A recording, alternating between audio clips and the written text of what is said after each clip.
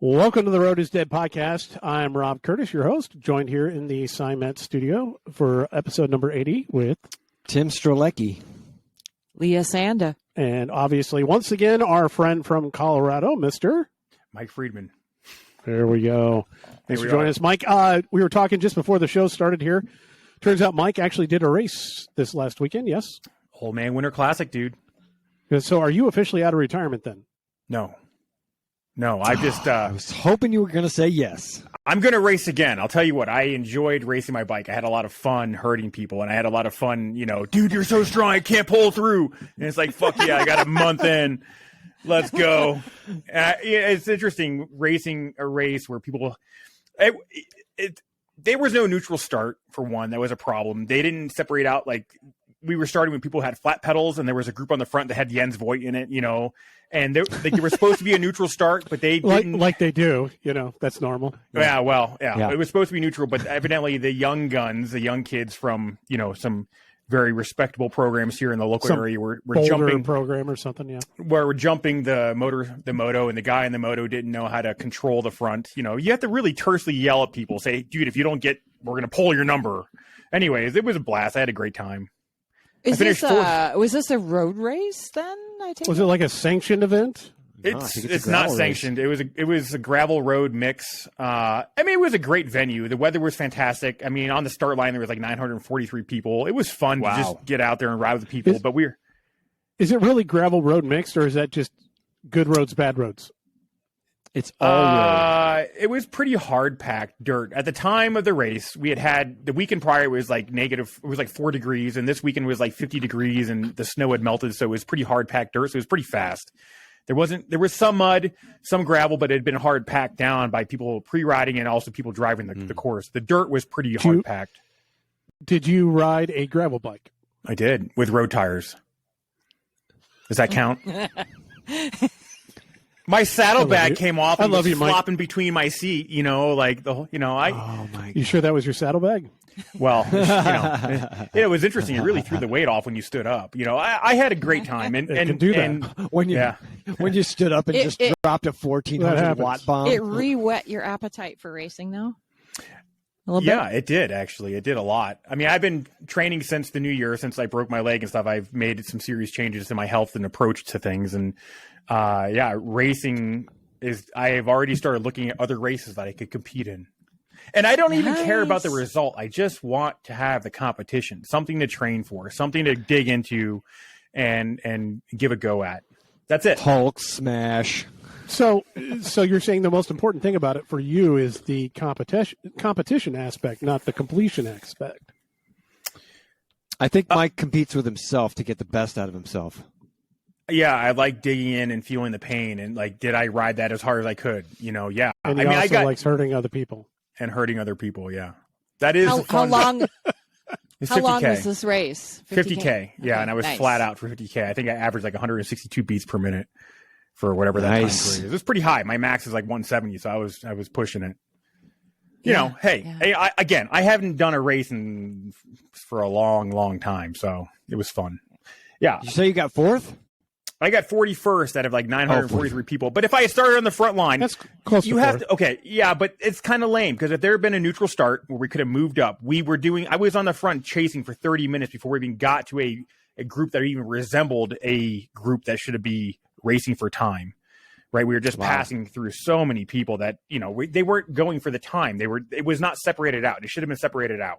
That was my only big criticism of the race, is they should have separated out the people who wanted to do the race and go for the time and the people who just wanted to do the ride. There was no separation. I think you just made Rob really happy. Really, honestly. Why is that? Yeah. I could see him fist bumping inside his brain.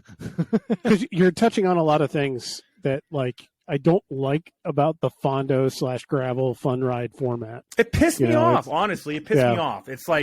It's real easy to stage the people that are going for the time, and it's very I totally get and I support all the people that want to do the ride and do the race, but you got to separate those two for sure. Yeah, and it makes it difficult. And the ethos of this whole movement has been to everybody goes together, and you all start at once. But it's dangerous. The smarter dude. races, it was dangerous. The smarter races are starting to get more up to speed with, the start times, the gates, separating out classes, kind of like Lifetime's doing it. You have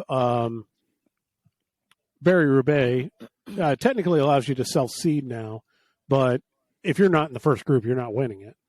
Yeah, basically, if you're competing, if you're racing it, you need I self-seeded myself. Wave 1. Yeah, in wave 1. Yeah. Yeah. Well, just to even not even to be with the people that are going to ride away and win the event or have a chance to win the event, but just so I don't have to deal with the scrum. Well, we could have done. There's no scrum back by me. Oh, there's just a long line of guys wearing sweatpants and in a borrowed helmet, sitting sideways, going by me, going, "Hi." Bikes that go. Yeah, well, we could have done the old, pro-esque, go to the front and just turn around and sit on the front line kind of move. But I didn't.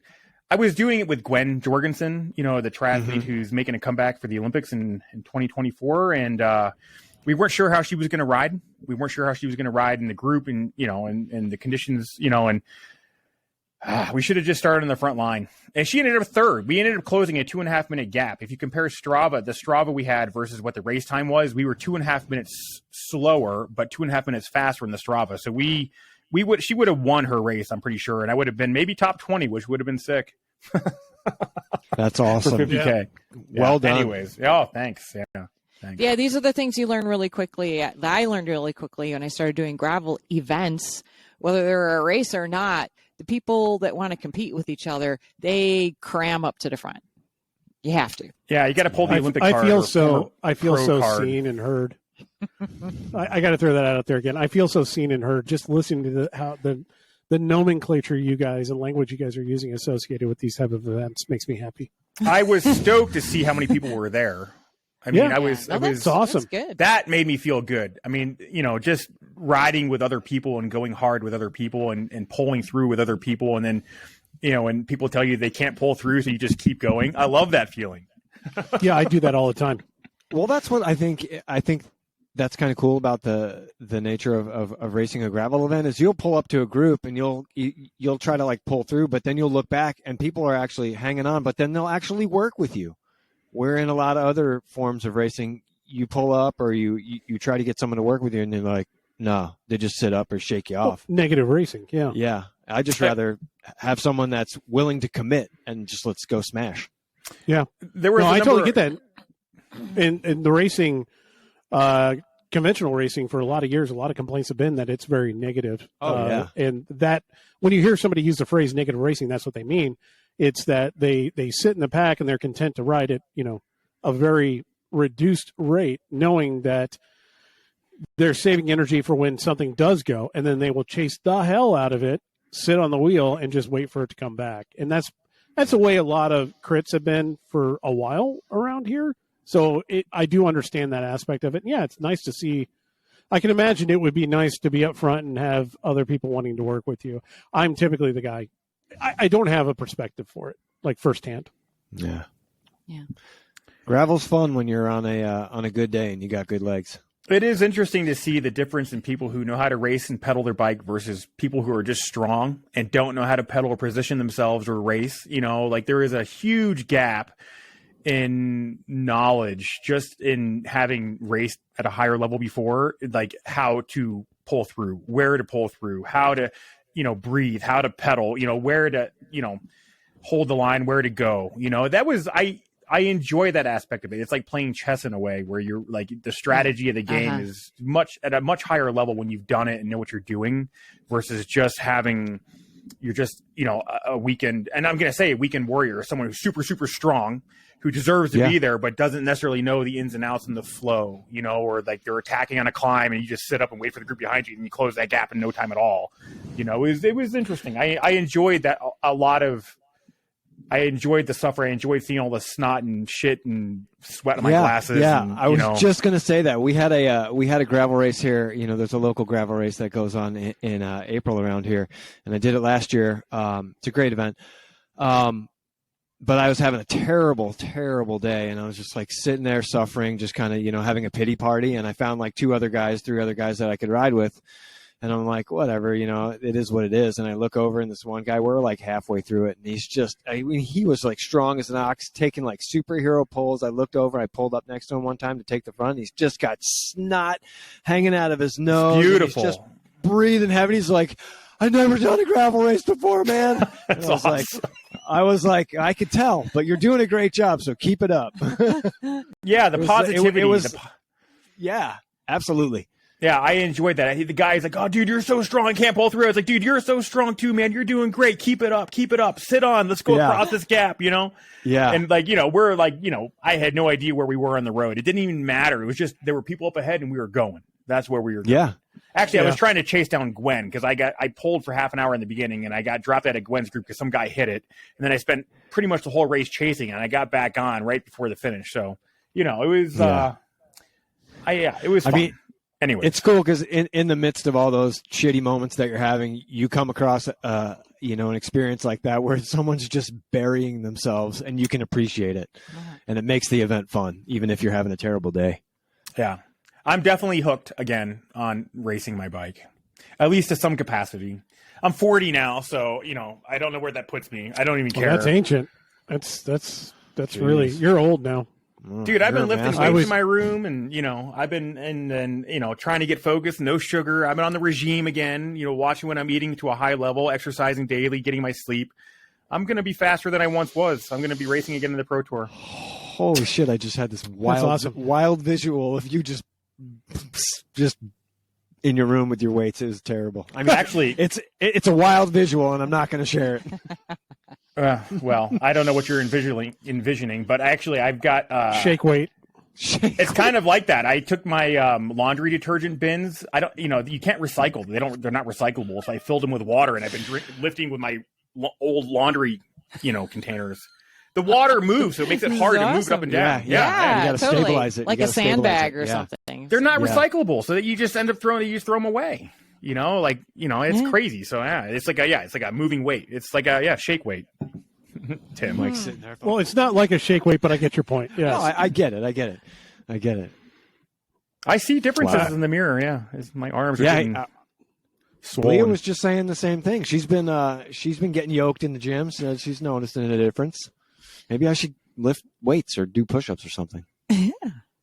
One or two here and there. My arms will break. They're frail. Meanwhile, I'm sitting here thinking I probably shouldn't have had those 2 Stroop waffles that I had before I came up here to do this. Did you go in the bathroom to eat those? No, I had to go to the bathroom too. I'm sorry. I did not eat in the bathroom. I do not eat in the bathroom. Thank you. I do have a little bit of self-respect. Good. Not much, but a little bit. Oh. But no, I was going to mention the fact that my wife signed me up for a 5K in like 3 or 4 weeks, and I'm not looking forward to that. So, but that's how I'm going to quote unquote get into shape. Are you going to start running before it? Run is a very strong word. Run is a very strong word. What I'm probably going to do is, as Julie and I refer to it, she's going to woggle, and so am I. Okay. So that's a little walk, jog, little woggle. Okay. It's like she has this little waddle when she like walks fast, and we do that with jogging, so it becomes joggle. Like a penguin? I am not saying that out loud. Yeah, we are not. I am not going there. I am not doing that. No disrespect. No, I think it's cute as hell, but she's my wife, so. Anyway. Well, Rob, regarding the diet thing, dude, I've been on that no sugar thing. That new sugar thing, dude, it's a significant difference, man. When you start adding up like how much sugar you eat during like a given day or a given week, and then what it applies to like dietary wise, it's amazing. I totally understand. And as somebody who is on again, off again with type 2 diabetes, I totally get it. I understand. I did not know Working on it. Oh yeah. Working on it. As my doctor said a few years ago before I lost 50 pounds, he said, we can call you pre-diabetic if we want, but we're all just kidding ourselves. It was like, oh, gee, thanks. So I don't believe I ever crossed that threshold, but I will get the sugar shakes every now and then and all that kind of stuff. So time to lose some more weight and get back on the bike. On that note, I'm going to make fun of you for the helmet mirror in a bit. We'll get back to that. Oh, yeah. But we had Cyclocross World Championships this last weekend in Chicagoland. Yeah. Did I pronounce that correctly? Yeah, it works for me. Whatever. Yeah. I've never been good with Dutch, but it was interesting race. I would say interesting race because the only thing that I actually watched was the day before at the women's elite final. And I don't know about you guys. You guys get up early and you watch these races. Me personally, I'm not a morning person. Never have been, never will be. And my phone always goes off and I get noticed that, watch the race. It's on, you know, and I just don't. But I was able to get up early enough to watch the end of the women's race. I saw the last lap and a half, 2 laps. Great race. Fem Van Empel and Puck Peters in the first 2 spots. Third place, what's her name? Lucinda Brand. And then Cherie Van Anrooy was in the U23 race. Won it handedly, correct, from what I saw. Yep. So that's what I was caring about watching. It would have been nice to see the junior men because we have a lot of U.S. juniors that went. I don't know if we had a lot of U.S. junior women. I think there was a few. They were under 23, I thought. 3. I don't know. I can't remember. We've got a good hope in the under 23 women, I want to say. Yeah. I think Maddie Monroe was our best. I think she got 11th. Yeah. 11th. She was, I think, the best of everybody. Of all the U.S. All the U.S. contingent. Yep. And so I didn't watch the men's race. But yeah, I haven't watched it yet. I know how it ends because, you know. I heard the results, so I was like, all right. Well, I still watched, kind of speed watched it. I could give you play-by-play. Yeah. Yeah. I got the impression that it's definitely worth watching. I'm going to go back and watch it when I'm on the trainer or something. Well, so that'll be a while. From my vantage point, it was Lars got the whole shot. Matthew was in second. Wout was in third. Lars went out fast. They got a separation. Then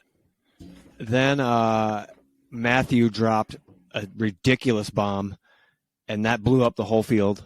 Only Wout could go. They immediately got a minute-plus gap on the field.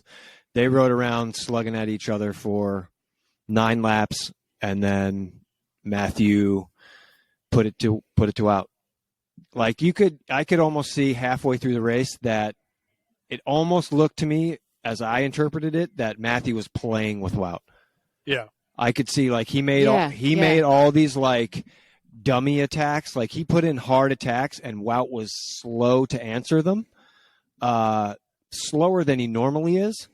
So I think Matthew's plan, if I were to interpret it, was to take it out of Wout's legs early.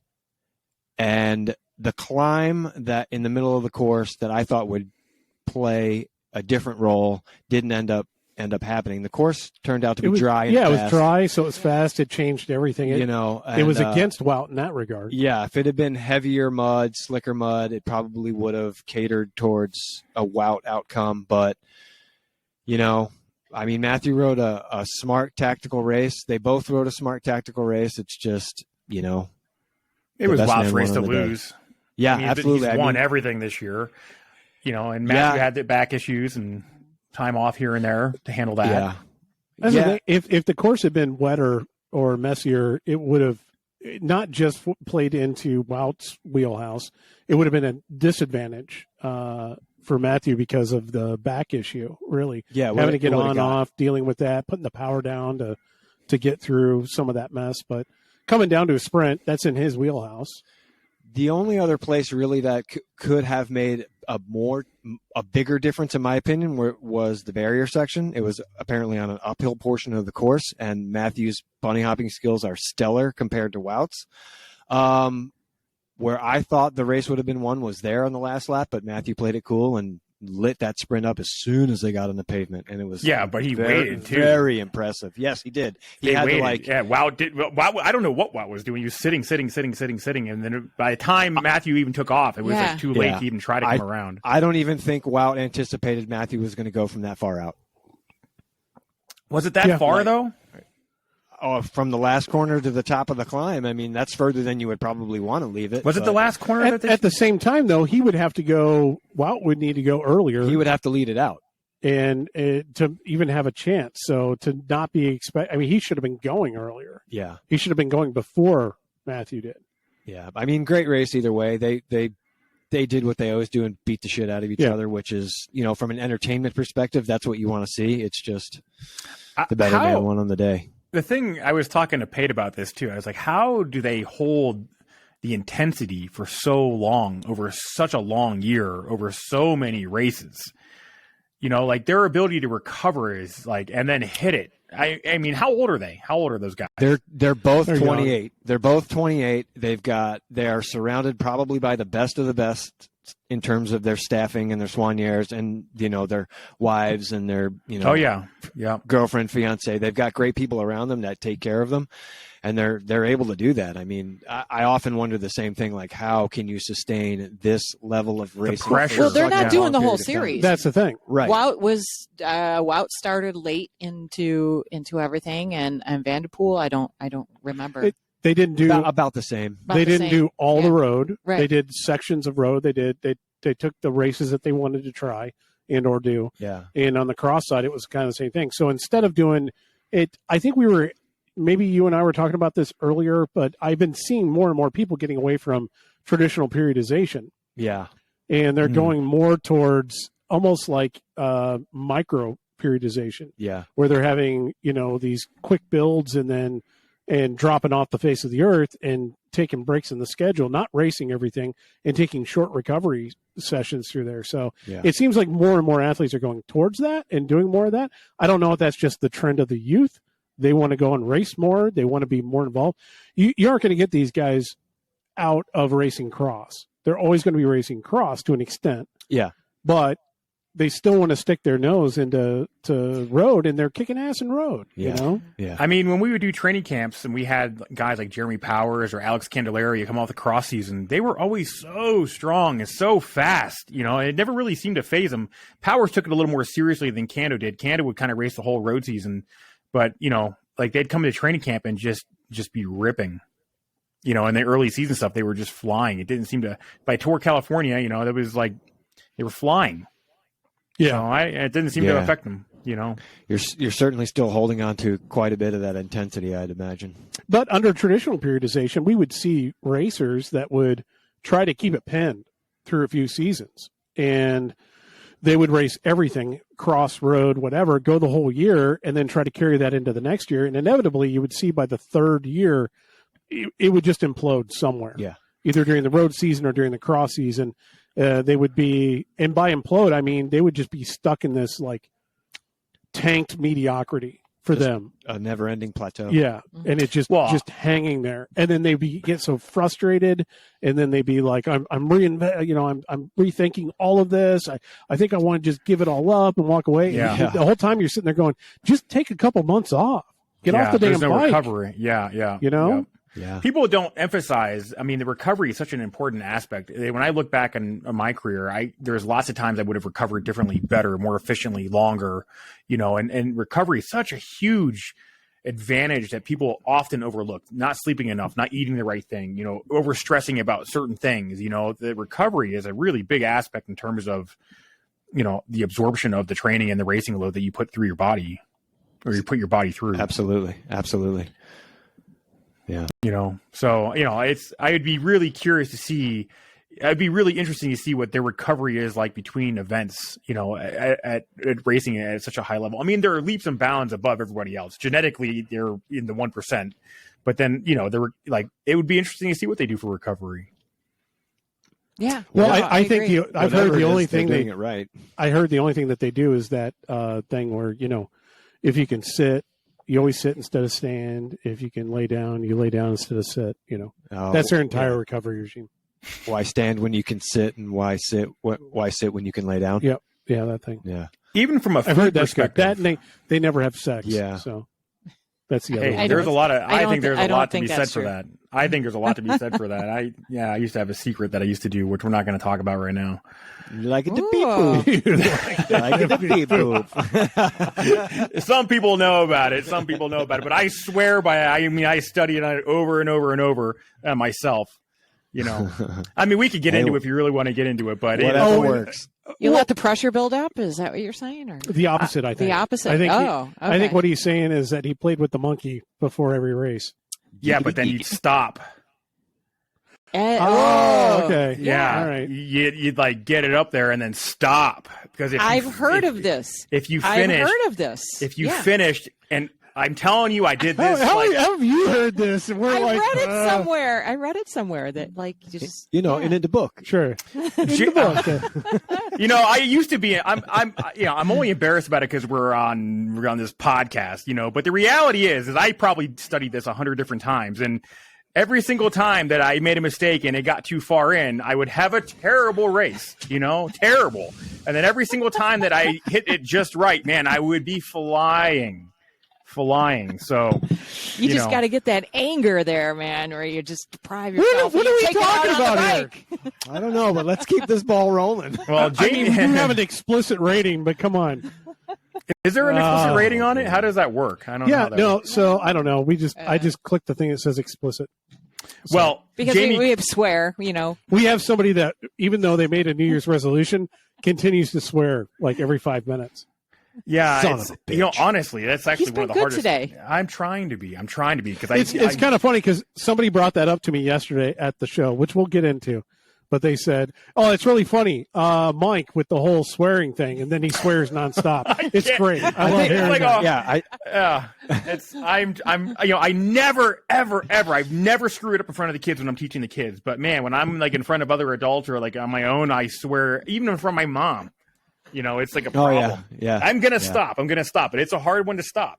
Out of all the things I've tried to stop, it's a hard one. So I feel the need to explain the whole the beep boop bit, but we'll save that for another time. Are we segueing into the show? We're gonna hit a little bit. So we did the Sven. Did I say Sven mentioned? Yes, Sven. Okay, no. Okay. What the rest with Cross Worlds? Yeah. I guarantee those guys are doing what I was just suggesting. Okay, I'm sure. The Euro people. We wanted to point out the fact that the Americans sucked. That it's great. We did a horrible job, and I don't know how deep we want to get into this, but elite. The elite men. Yeah. The elite men. I will say. Clara didn't have a good race. From what I know, she might have been ill. Yeah, I got the impression that it was more of a sickness, fluke. some kind of sickness. Right. On Curtis, I think that's probably one of the better races he's ever going to have at a World Championships. And I don't know. I could talk about Curtis for quite a while. I actually think he did. I think he was like 12th in Fayetteville. Okay, well, it was Fayetteville. True. Dry. Fayetteville, dry. Not everyone was there. America. True. True. True. On a home field advantage, so to speak, knowing where the food is, no jet lag, where the people are, that kind of thing. But you've got to live. We could talk about that. You got to live over there. You got to live over there, and you got to race over there. There's just that's why all the teams. Bingo. You just don't get enough of the volume and intensity here. He's over there from the whatever you call it, the Christmas period. Yeah, there you go, curse period. Yeah, it's not enough time. Christmas period until Worlds, it's like a month. Yeah, it's not enough time. We have some thoughts along that line. I don't want this to turn into a 2-hour episode or to get a bunch of hate mail, so I'm not going to go down that road yet. But we didn't do well. Hate mail. Yeah, because I'm going to take an unpopular opinion that I don't necessarily want to share in this one, but that's how I felt just a few minutes ago. I've alluded to it in what I just said, so you can extrapolate from there. All right. Also, wanted to point out the Canadian rider.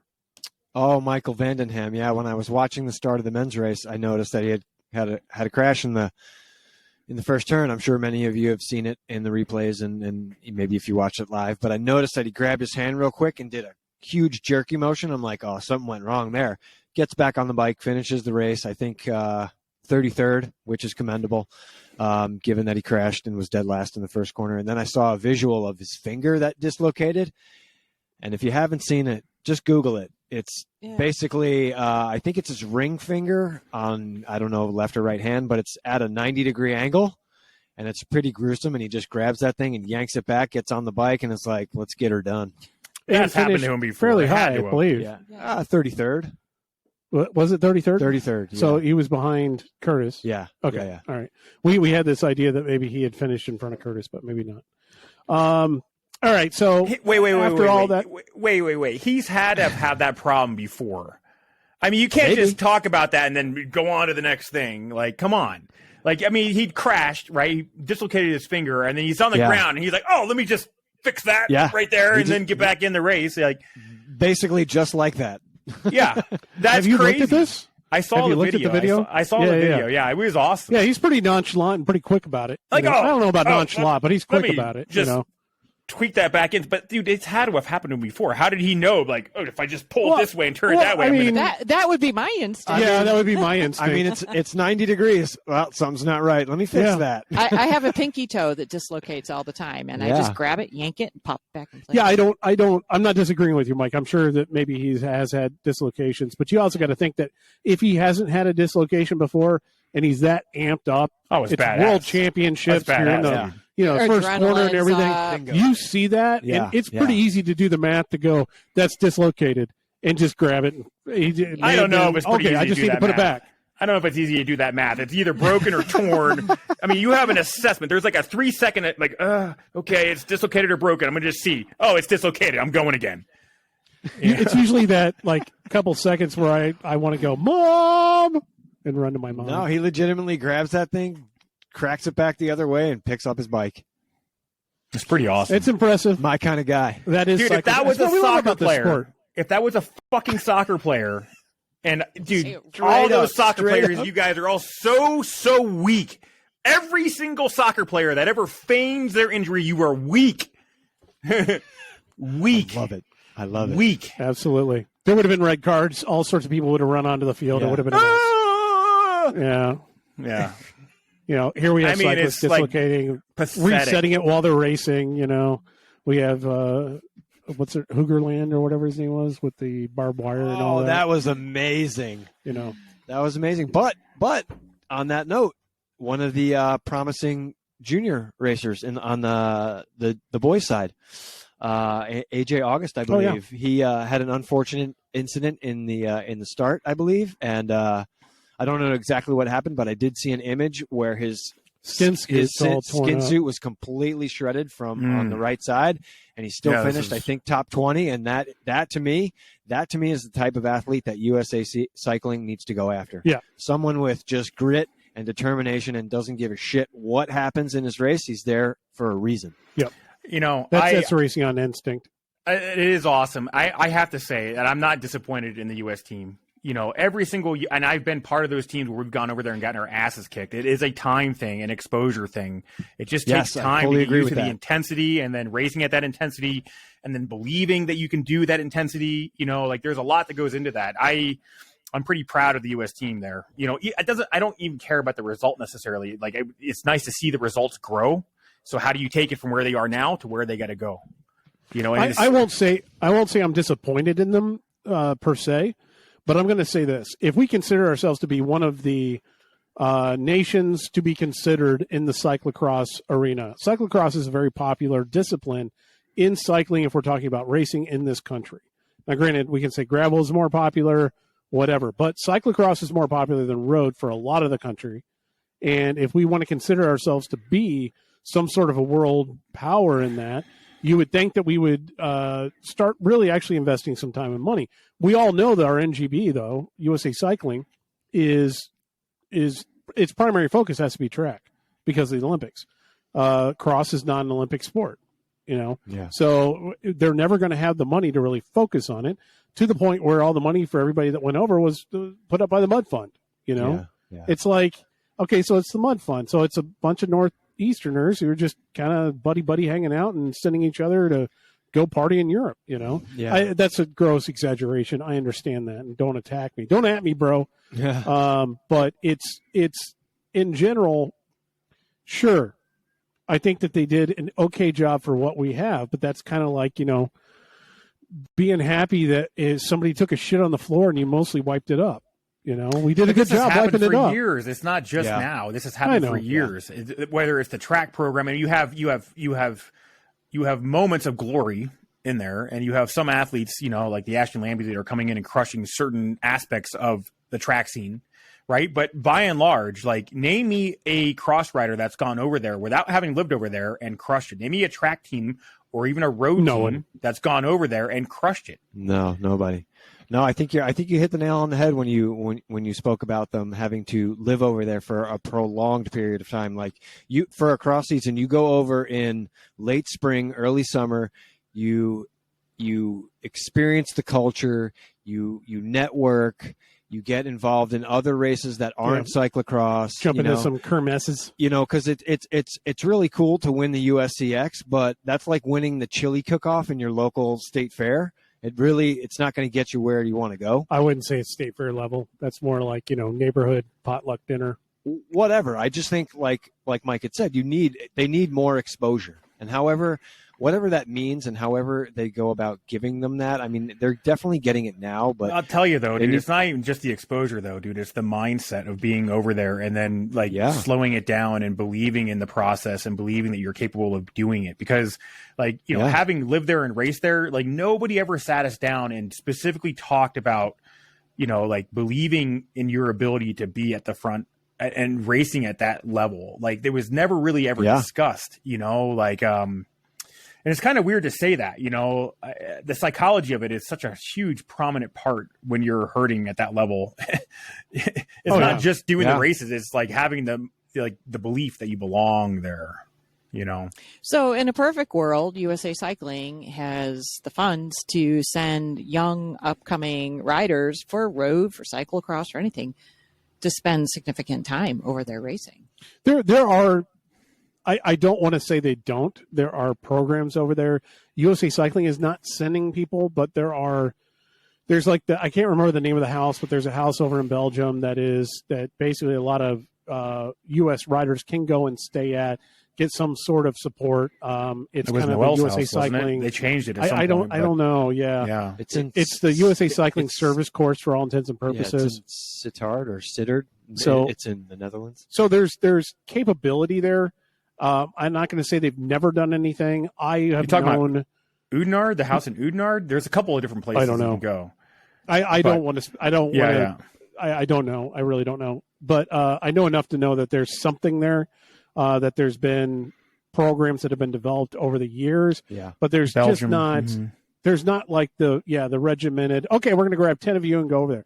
They've tried to do things like Eurocross Camp, where they take juniors, grab a handful of them, younger racers, and they go and they put them through, a bunch of races at the end of the year in Europe, and they learn a lot. I've known quite a few riders that have gone over and done that. Yeah. And we've sent our wheels over to do that, and it's a good program. Had them come back with prototype enduro bearings that were, completely destroyed within the span of like 2 weeks. Oh yeah. Yeah. That was because the kids had to power wash their own bikes. That's how that works. No. Anyway, not to belabor the point, but going on, there was something dropped. Somebody dropped some hint on Twitter that there is going to be a UCI race, a World Cup race for cyclocross in New York, and that's coming. And it doesn't take a genius to figure out. There's only been one UCI race in New York for years, Rochester. Yeah.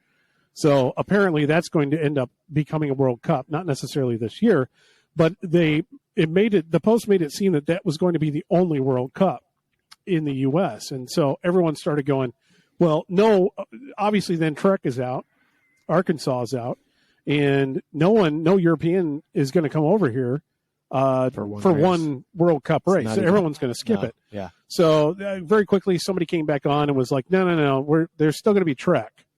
So apparently Arkansas is not going to happen, which thank God, to be honest with you. Why? Why? What do you mean, thank God? Why is it not going to happen, or why thank God? Yeah, thank God.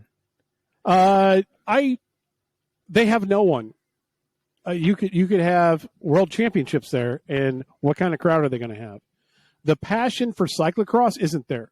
Wasn't it in Bentonville, though? Wasn't it in Bentonville? Yeah. Fayetteville. Fayetteville, yeah. Isn't that it's all cycling it's mecca all now? Walmart-y shit. Yes, but it is mountain bike cycling. Bentonville is the mountain bike mecca. It's all mountain bike stuff. So you don't get gravel. spectators? You don't get spectators from that crowd? They don't even have parking on site.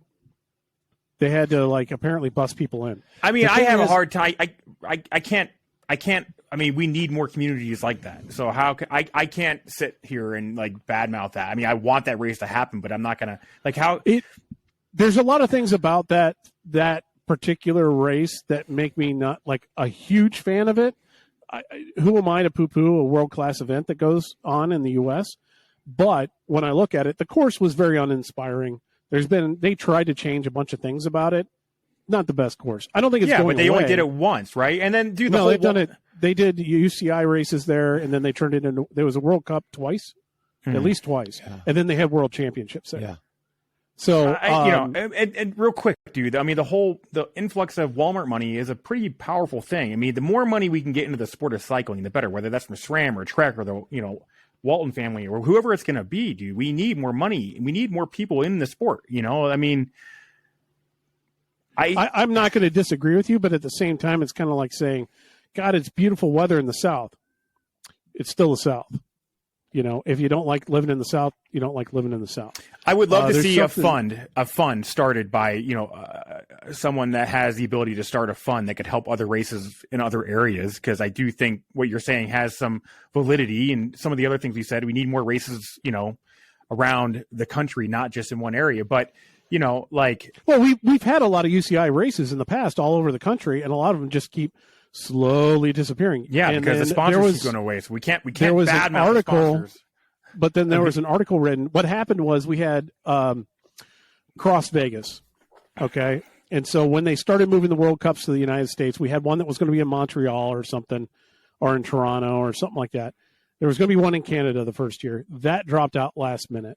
Then it's going to be the 3-race week, Holy Week of World Cups in the U.S. It starts with Trek. Midweek, it went to Cross Vegas. And at the end of the week, it went to Iowa City with Jingle Cross. So they did that. And then Interbike disappeared. After Interbike disappeared, they moved it up the road to Reno. I don't even know. I think Interbike was still going on for like another year or so, but they moved it up to Reno or out to Reno. So it was the same 3 races, but it was in Reno. And then the next time the promoter that was doing that stopped for a bunch of reasons. I can't remember all of them. He wrote a few articles about it, but Arkansas basically pushed its way in and became the midweek race. So you still had Jingle on the second week. You had Trek on the first week, and then you had Arkansas in the middle. And for riders, think about that. You're in Wisconsin. Yeah. You're in Wisconsin for 3 days, and then you got to jump on a plane where your team with all of your gear has to do 9 hours or whatever the hell it is, 12 hours from Wisconsin down to Arkansas for 1 day of racing. There's no amateur events or anything else. It's just the elite race. They do the 1 day of racing. And then you're jumping on another plane, going basically a couple hours down the road from where you were in Wisconsin to Iowa for the last race. Terrible it was just logistics. Horrible. Illustrating what is horrible about racing in this country with it being too big to make sense for Europeans or anybody else. It was good when we had 2 races that were in close proximity. Well, now we've got Jingle's gone. Apparently Arkansas is out. So the idea was floated by you remember the promoter I was talking about, the guy who did Cross Vegas. He apparently wrote an article and put something out that said, if you're going to do it, it should be in Chicago. If you're going to have another UCI race, it should be in Chicago.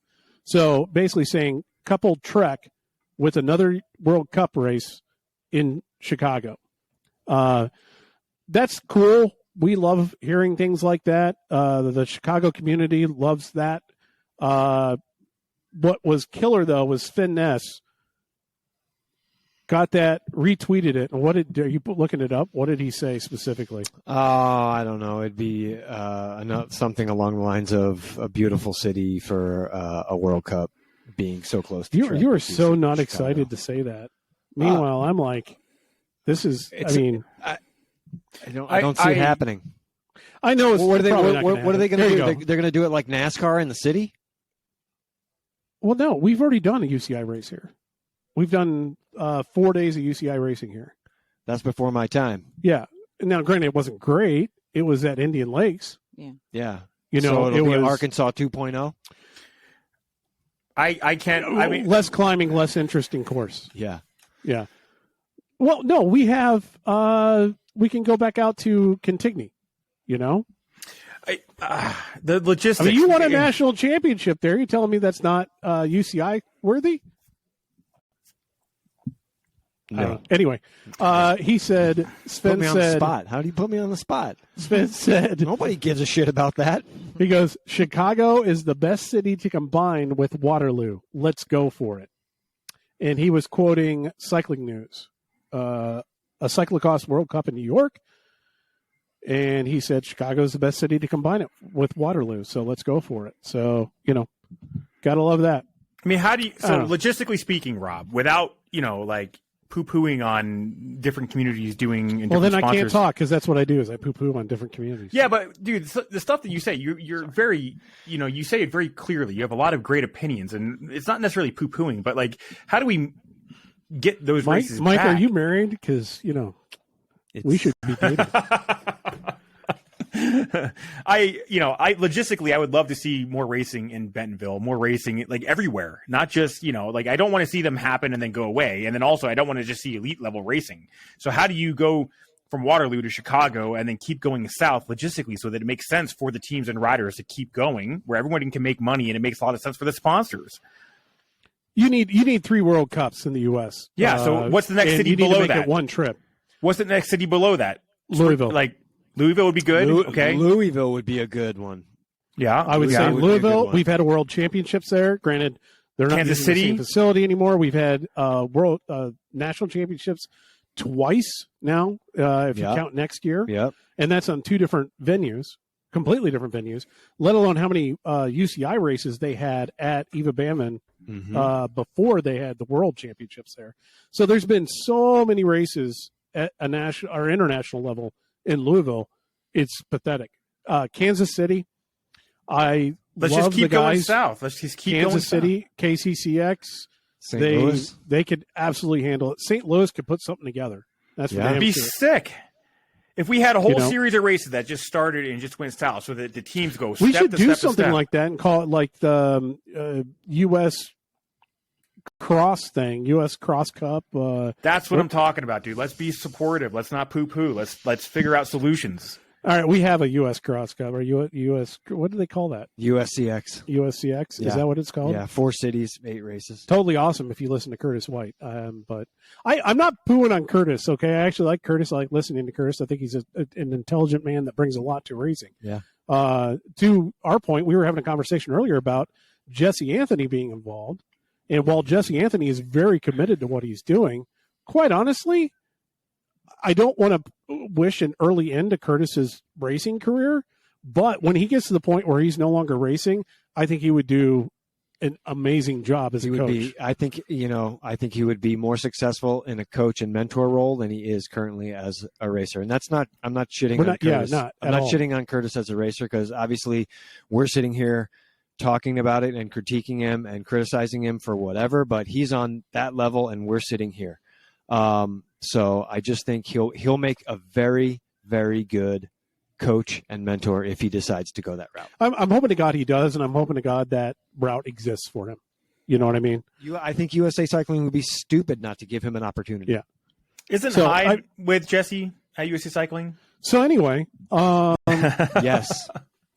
I mean, it takes a lot of people to like put something together. You can't it's a team. It's the right team of people that can put that together, whether it's the coaching, the organization of putting it together, the events. Like, it's not just 1 or 2 or 3 guys. They're good. It's all together. Bullshit. This is a one-man discipline. It's all about the one racer. I'm talking about the staff though, like at USA Cycling, like Jesse's role, Hyde's role, like Curtis. I don't know Curtis at all, but like if you guys say he'd be excellent at that, it takes a team of people to put something special together. I really do. I don't know what it is about him per se. I've listened to a lot of his podcasts, a lot of the way he talks and thinks, and I obviously don't know all of it. But from what I know and what I can gather about how he thinks about a race, how he breaks it down, how he trains for a race, and how his interactions with everybody, it's a very, very thorough. Yeah, very professional, very thorough. He learned a lot of it from Powers. I think Jeremy was an he learned a lot of it from Powers. And I always liked that about Powers' approach to racing. I mean, Powers would sit there and just break down, how he's going over a barrier, and he would just think about it and break it down, and how he was running and how many steps to do this and why would you do that? Yep. What's the most efficient way of doing that? And what I've really always liked about Curtis is Curtis will break down. I listen to his podcast mainly to listen to him break down tread choices and why he's choosing certain treads and pressures that he's running and how he goes about testing it and where he's at and thinking about it. And he talks about it like it's just, I pick a bull, and it's like, no, talk more about that. I want to know more about that. But that's me on the sidelines wanting to know more about that because a lot of people ask me my recommendations for it. But that's why you like what he would be as a coach, right? Because he can break I think it down. he would do really well as a coach. And the controversial take that I was going to throw out there, he won the national championships, 2 months ago or whatever. Mm-hmm. And he did it in dramatic fashion. He's been pursuing the national championship for a very long time, and he achieved it. And it was a very emotional moment for a lot of people, and a lot of people wanted to really celebrate that. I don't want to take away from that in any way, shape, or form. My immediate reflection on that, though, was, God, thank God there were the bobbles on the last lap that there were, because he would not have won without that. And when you start thinking about that, his approach may be, but the winner is the person that executes technically to the best, given the conditions and everything else. But it's like, to me, it's like we really had to have a very specific confluence of factors come all together in a line in order for him to win it. Do you know what I mean? So, in other words, I'm saying if there had been one other good athlete in that mix, he probably wouldn't have won it. Well, Eric Bruner's pretty good. I was going to say, Bruner would have done fantastic at Hoogerheide. Dry, fast, power. So it's I love that he's been in the discipline as long as he has, since he was a junior. I love that he's done as much for the sport as he has and been through all the development that he has. I just, very carefully, I will say, I hope that we haven't seen the peak of his career at this point. Who, Bruner or who? Curtis? No, for Curtis. Curtis is 20. I think he's 27 now. So the curtains, the hands are on the string of the curtain. There is no curtain. Yeah. He's 40. He just started racing again. For that level of racing, there's a curtain. Okay, maybe there's a curtain. I don't want to say that with Curtis. I don't want to throw him under the bus. 27 is so grows young. And he builds. It is. I don't know. It's the same part of me that looked at your brother the first time I saw him right outside and went, that's different, is the same part of me that looks at him and goes, he's done a really good job with what he's got. You know what I would like to see, honestly, from the coaching aspect? I would like to see a woman inserted into one of the roles that the males have. Oh, yeah, absolutely. Just for a completely fresh and different perspective. And we have so many honest to God, really good female racers in the U.S. that have retired and moved on. It's incredible how many the depth of talent that we have. They've been forced to. Which reminds me, you said, about retiring. One thing I always remembered is Meredith Miller, when she retired from racing.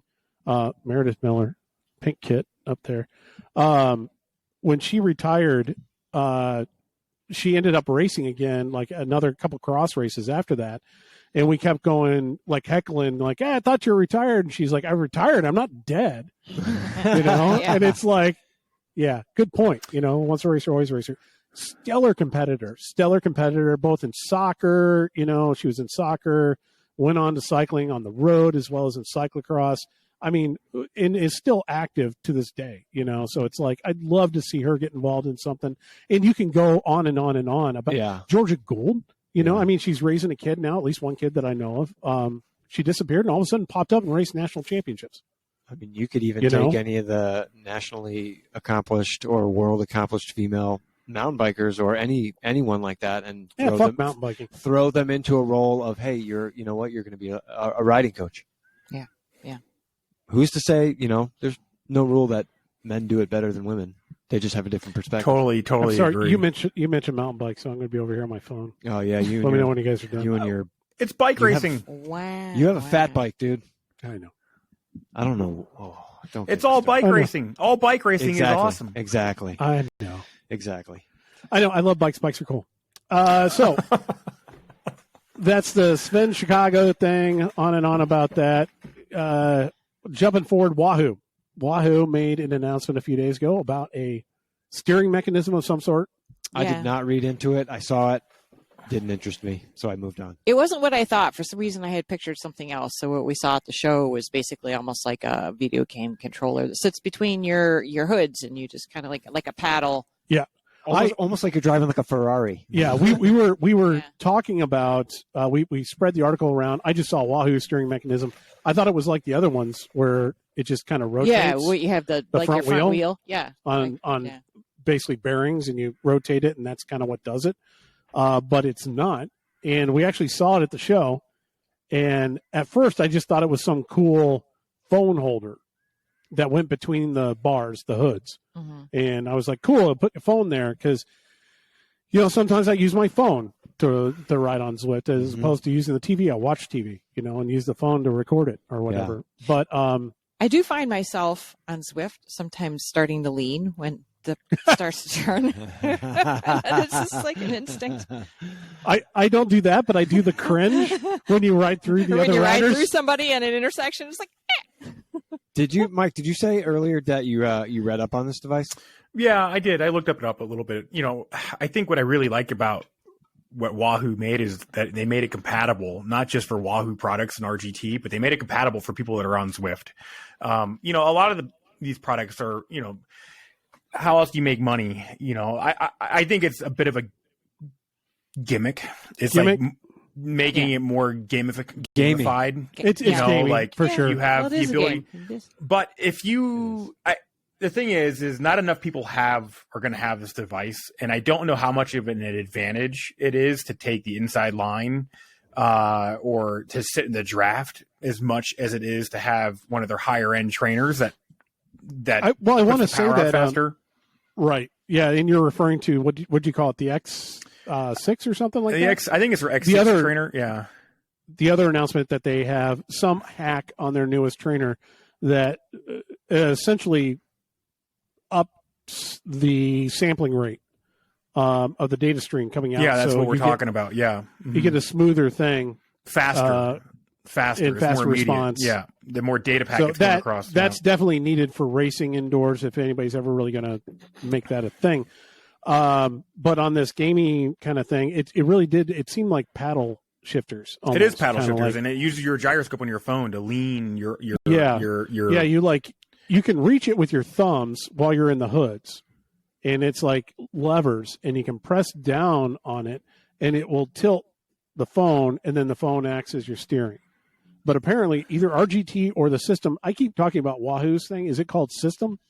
There's different RGT. Go ahead. There's RGT, and then the Wahoo one is called system. Yeah, that's what I've been reading about. Lately. RGT is owned by Wahoo, and you have Wahoo System, which is their whole training platform, right? Okay, so it's the same general engine then.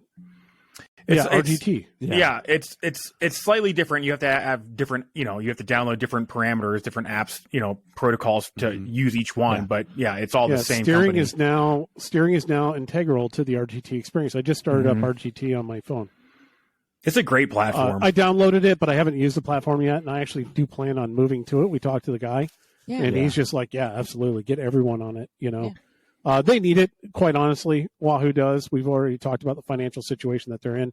I made it a point not to discuss the financial situation that they're in. We were at the show yesterday. But speaking of the show yesterday, so we went to the show, and the show was CABDA. We were talking a little bit before the start. Mike, you don't know what CABDA is, correct? No, I don't know what CABDA is. All right, basic breakdown, CABDA. Or CABDA, sorry. One extra A in there. Yeah. What does the acronym stand for? It's Chicago Area Bicycle Dealers Association. That's CABDA. What it stands for, and that's what it was back in the day. I say back in the day being the 80s, maybe even the 70s. It was really an organization that was for bicycle dealers in the Chicagoland area. And it kind of went defunct for a while. And then it came back quite a few years later maybe 6, 7, 8 years ago now.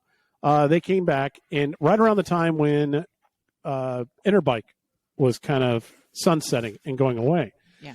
And there was a couple different shows that were getting put up across the country. So we have Sea Otter out in California. You had the Philadelphia Bike Show on the East Coast, and they created this show CABDA here in Chicago, and they kind of made it a national event. Well, it has grown. It was very well received. I've gone every year. It's trade show like. It's just like Interbike, just very much smaller. Smaller booths, less brands, but an opportunity to see people that you know and interact with from the industry. So it's an industry trade show on a smaller level.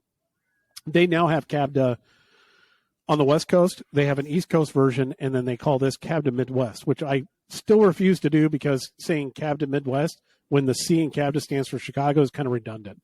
So it's just the CABDA show here in Chicago.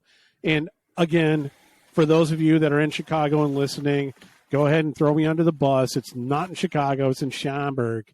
I get that. It's at the Renaissance Convention Hall there.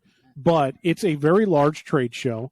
And it's in town. Whenever it's in town, we're going to go. It's 1 day, 2 days. They set aside 2 days for the show. I always say I'm going to go to 2 days, but we end up turning it into one. It was yesterday. We were there all day. I know you got a chance to go, Tim. It's the first time you've had a chance to go to a trade show since Interbike in the 90s. Which I never went to Interbike in the 90s. I can only imagine how cool it was.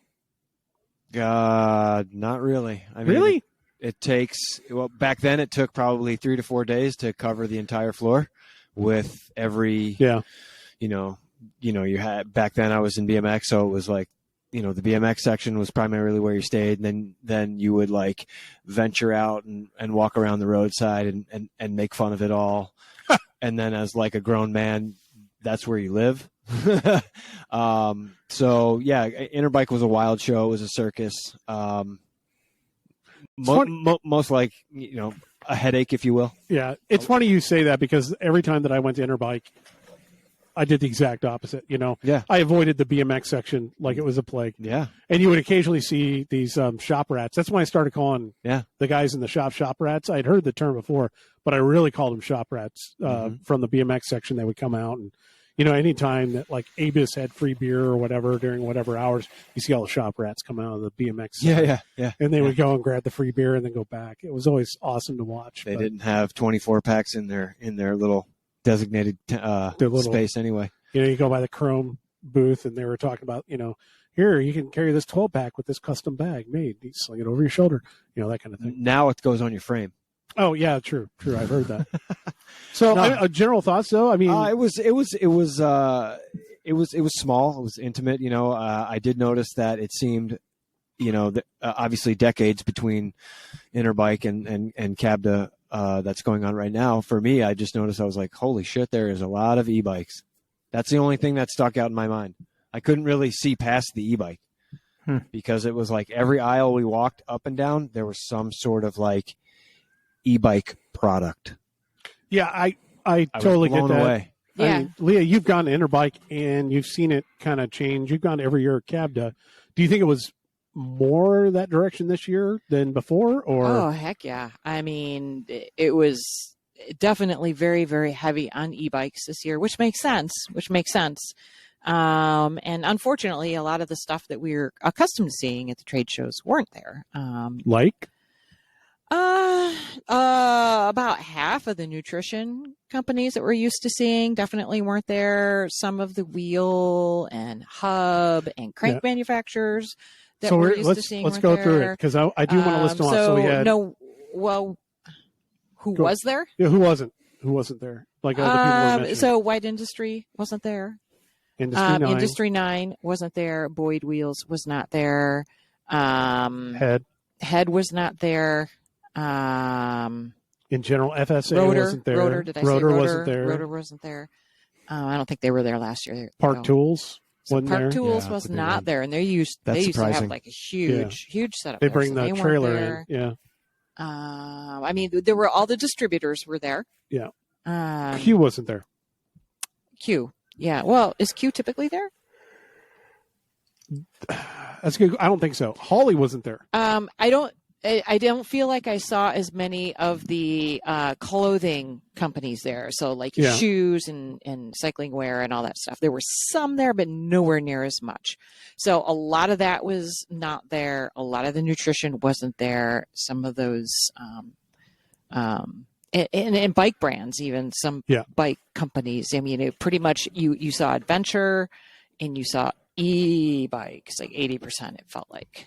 SRAM wasn't there, but SRAM hasn't been to a show in God knows how long. Right. I mean, Shimano was there, but it was mostly, it seemed like the focus on their shoes and it was a very strange booth. Accessories. It was, here's our shoes, here's some parts, the pro parts lineup. Need wheels. Here's a couple bikes, and here's some wheels. I didn't really see like componentry. Yeah, there was no componentry displays. There were a couple bikes there. I think that they had different components you go up and look at. But I didn't see like GRX there. I didn't see any 12-speed, Ultegra or Dura stuff. They weren't pushing the road thing. I mean, they were just kind of. It was really like the reps were there. We'll talk to you if you want to talk. Yeah. And of course, their booth was slammed because they were the only real big manufacturer that all of us deal with that was there. Maybe they were always kind of there, and I just maybe noticed it more. But like smaller companies, smaller manufacturing companies, that people that I'd never really heard of. Oh, like who? Well, that. Not to put you on the spot. I'm sorry. I can't remember the name of it, but it was just like winter cycling gear. I talked to the guy. That. He was right. You guys were talking to somebody, and I went over and talked to him briefly, and I can't remember where it was now. No, and I was like, I never heard of these, and Podium Wear was there, and there were just like were some smaller companies and people that we don't really hear a lot of. It had a different vibe, that's for sure. On the bike side, to your point, 100% e-bike. Yeah. It wasn't even gravel bikes anymore. The gravel bikes that you saw weren't even gravel bikes; they were adventure bikes. Mm-hmm.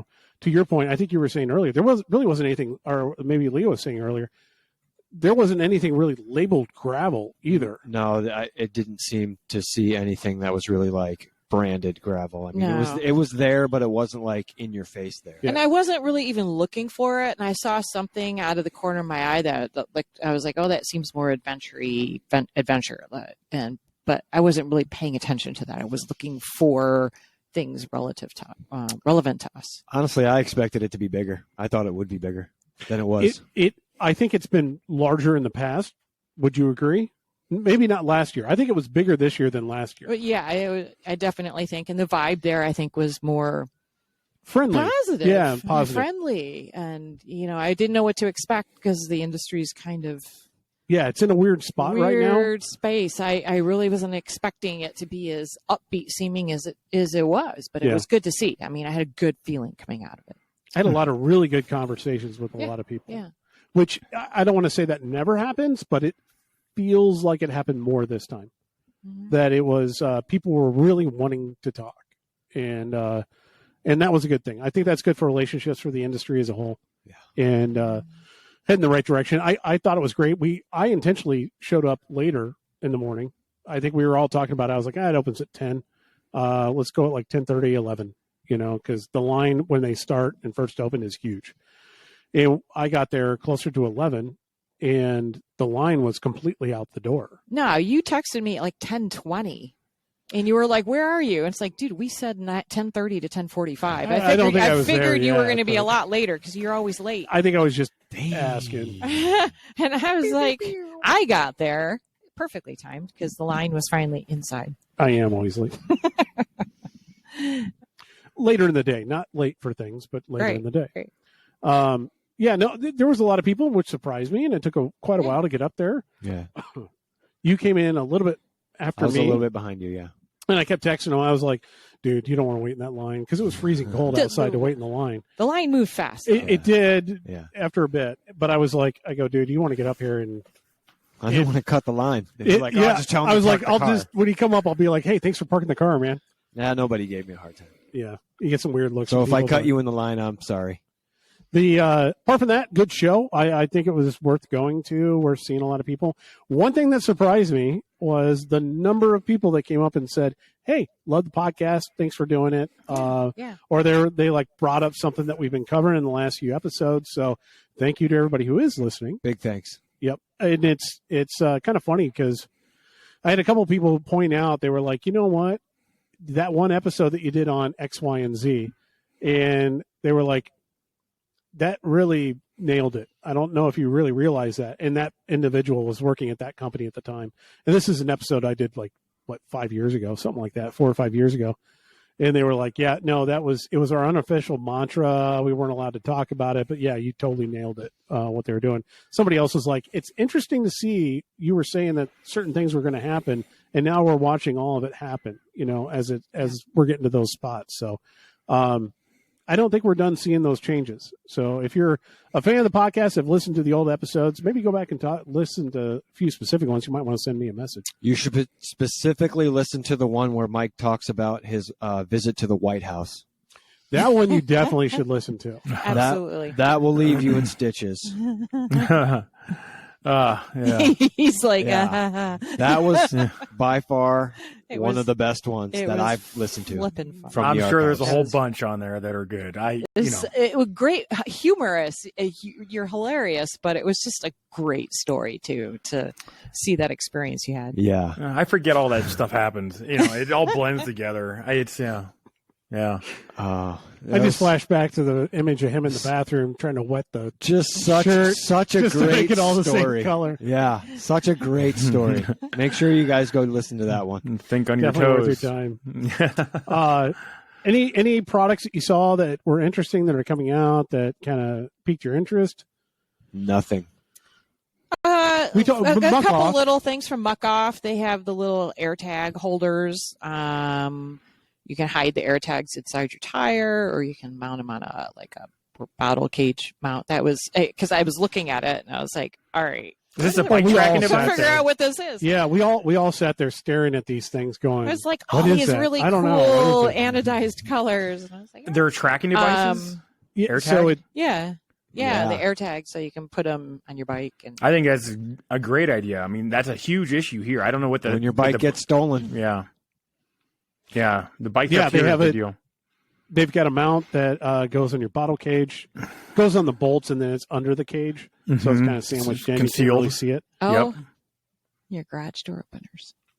Oh yeah. That was wild. You got that? You got excited about that? I was more excited about the little 20-inch Colnago that they had decked out on display. That was crazy. With Campy. That was cool. With Campy and a rotor crank that had to be like a 130 crank arm or something. It was so ridiculously cute. But what was it? Like a mechanism you put in your bar end that opens your garage door? It won the best new product at Sea Otter.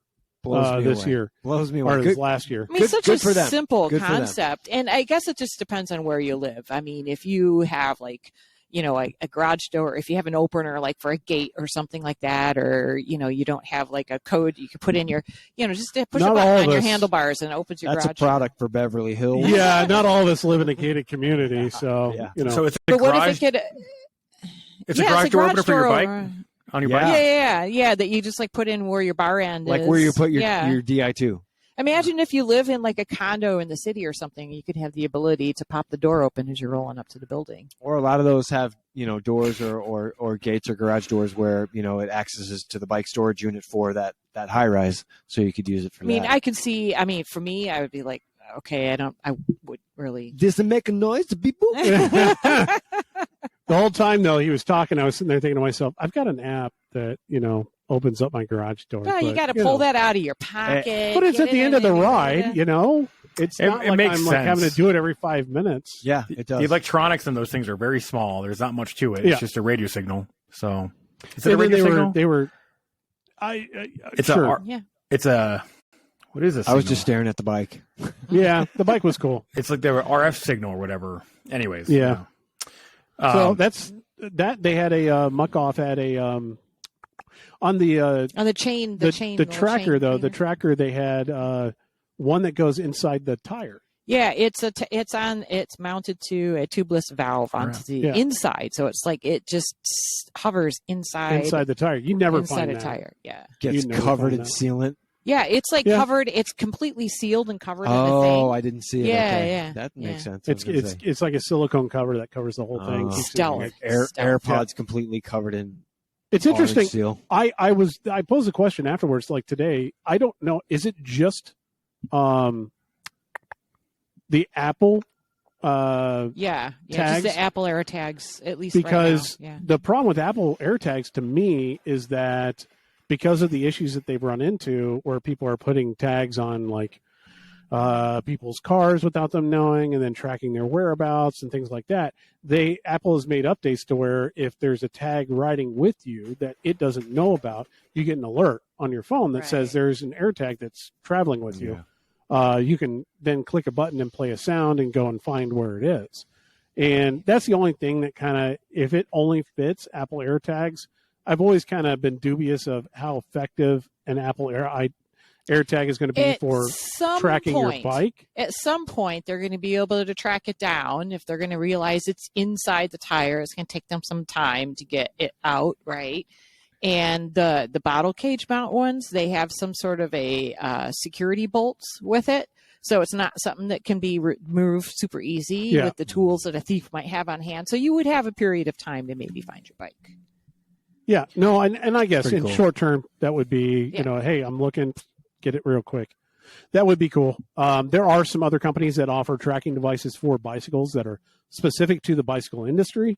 It would be interesting to know if those could fit in the same kind of systems as that, but cool product, cool thing that they got going on. One thing that I saw, they finally got their disc brake cleaning fluid into the U.S. You got very excited. I got very excited about that because that's the kind of guy I am. But it is, you can spray down rotors with it. It will rehydrate your brake pads if you clean them off. It's got a little sprayer to get in the pads. It's very popular in the UK and a few other countries, and they were having a hard time getting it into the U.S. because of checking all the right boxes chemically to get it into the U.S. So it's taken quite a while. Now it is in the U.S. and it is available now this year. And I got to say, I will have a pile of it sitting in our place. Might save you a new rotor and pads, but Yeah. Not you. You never those anyway. Tires from Challenge that have the sidewall puncture resistance, those for gravel, that looks super interesting. They have a really fast Criterium tire. Yep. That interests me. So I do have a fast road tire that they call the Criterium. Yep. Cotton-ish kind of casing. It's sealed. It's a TLR. Yeah. They have a white casing and a black casing. And they have in two sizes, 25 or 26, the first one? I think it was 25 and 27. And then 27. Yeah. So a couple size options there. 220-ish grams, I want to say, in that range. So good road tire, worth looking at. Outside of that, they have a new gravel tire that we all kind of went, interesting. Don't remember the name of it. I think it was a new version of the Getaway. I think so. It was basically designed for the conditions Dirty Kansas. Or not Dirty Kansas. Unbound. Thank you. So the sidewalls, I forget the technology in it. I'm sorry, I don't remember. Thicker.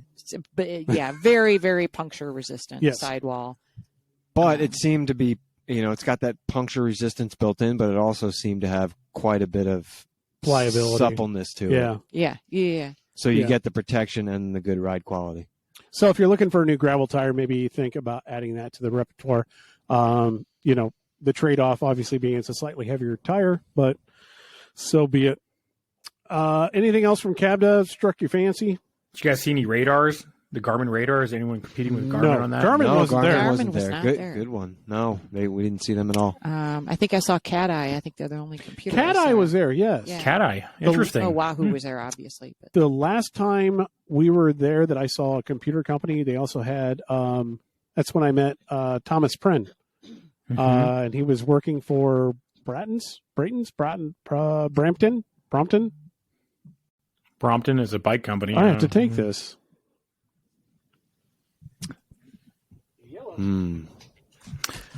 Oh, Have you guys used the Garmin radars at all? It's the best piece of equipment that I have ever spent on my money on. I really didn't realize how much of no pun intended, but of a lifesaver it is. It really is.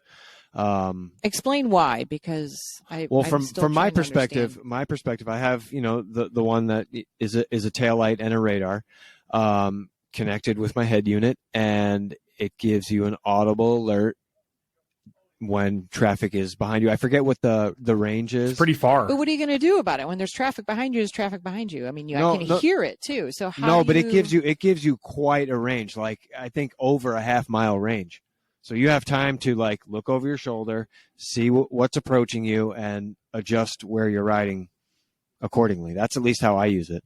It gives you an audible beep. It gives you one audible tone depending on your speed versus the car that's approaching you. And if the car is approaching you at, I think, double or triple the speed you're traveling at, it gives you a frequent, much louder audible noise. So okay, there's a vehicle that's approaching me very, very fast. I should, maybe move over to the side and get away from, closer to the lane of traffic. I don't know. For me personally, I think it's the best thing that I've owned, and it gives my wife peace of mind when I'm out for hours at a time that I'm at least somewhat safe. I think it's a pretty cool piece of equipment as well. I'm going to invest in one with the camera, because I want to see, if you have an accident, it's nice to know what happened. If you get hit from behind, it's nice to know what happened. The radar is nice. You can link it to other riders on the ride. So if you don't have one, you have a Garmin head unit, or I don't even know if it connects to the Wahoo head units or not, but you can link it. Yeah. So that's sick that you can connect with multiple people. You have multiple, people are then aware. Yep. I like that feature quite a bit. You guys have all made fun of me for this mirror that I've been, it doesn't work for me because my position on the bike is too, I don't know, odd, low, maybe. I don't know. But do us all a favor and put those on. Put those on. Oh, that is sick. I like that it has a carbon. That is so sick. It's pretty awesome. I mean, you can't see. I just can't see over my shoulders, So I mean, you know what? So when you're on the bike, you're just looking at the clouds. Safety is safety no matter what. If it makes you feel comfortable and safe and aware of your surroundings, then just do it. I mean, this would have been awesome during the race. I tried to race with it. I was going to race with it, and it was the first day I was using it at the Old Man Winter, and it just did not work to see who was behind me. Rob, I need to play with it. Yeah. All right, well, are there mirrors that attach to helmets? I thought there were helmets.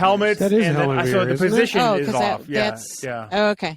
Yeah, so the position is off, but and it doesn't adjust at all. It does adjust, but not to where I can not enough useful. So, anyways, the reason I got the mirror is when I did the triple bypass last year, I was passing all these people that were on the ride, and every single person that I passed that had a mirror, I asked them, "Do you like having a mirror on your whether it was on their handlebars, their helmet, or their glasses?" And every single person said yes, every single one, and it was 15 to 20 people that I asked.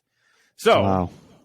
That I've gotten, people are definitely texting more and more and more. It's definitely, I'm much more in tune with the safety side of things. Color, lights, mirror, radar. Yeah. Why not?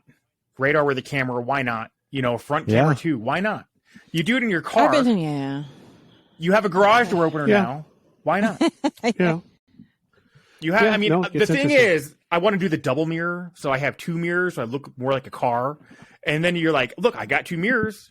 It's the same thing over here and over here. Just kind of a joke, but it's also serious. Yeah, I don't know. Are you going to stop and have that conversation with the driver before hey, you shouldn't hit me. I got two mirrors. It's the same. It's like a car. I got gears. I got, I got a shifter, check out my pistons. Yeah, I feel like that's my next step. I mean, it's been a huge the radar and the camera. I ride with the radar. I like the radar. Do you not like it, Leah?